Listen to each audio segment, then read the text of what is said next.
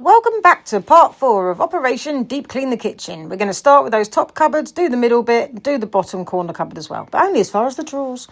First job, let's clear off the grime that lies on the top of the kitchen cupboards. And then let's get emptying. Take everything out.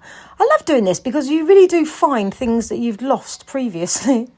Now that top cupboard actually wasn't too bad at all. It wasn't too dirty. I mean, logistically, it's a bit of a nightmare trying to reach the things that are right at the back of it, but actually, that cupboard was fine. I certainly didn't need to bring out the big guns of the bleach bottles and anything like that just yet. I did manage to find all my egg cups though, bonus. Now over to those little shelving units, and I've decided that they're all at the wrong place. Oh, I love Jamie Oliver.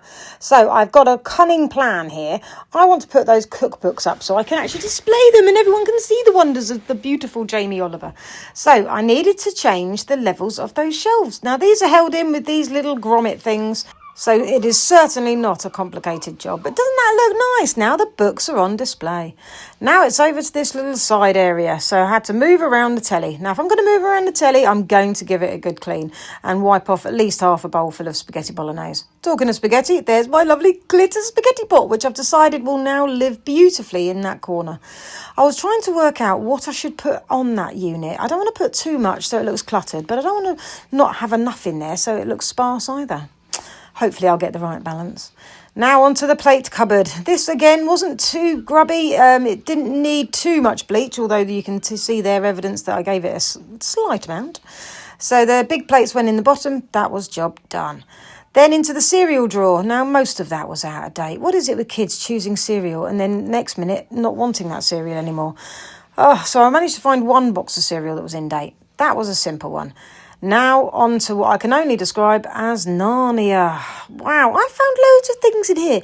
Who knew that I had a bread maker? Who knew I had a soup maker? Wow, I've got lots of makers. That cupboard was grubby, and I know exactly what the fault was. The sandwich toaster machine thing. It was just leaking grease all over there. But I decided that this cupboard would only be for the love of my Tupperware and appliances that I had abundance of. Anything Christmassy or anything else would be found in other places. So once I put everything in its hole, wow, that cupboard done. Hey, check me out. Now that was that cupboard done. In that cupboard, I found a multitude of tablecloths. So that was fun, just folding them up, putting them away, and wow, look at that. I did a thing. Check it out. Top cupboard, beautiful. Plate cupboard, another spring of beauty. And I've got a space for a hole. Look at that, organised, beautiful, brilliant. How happy does this make me feel? Tune in for part 5.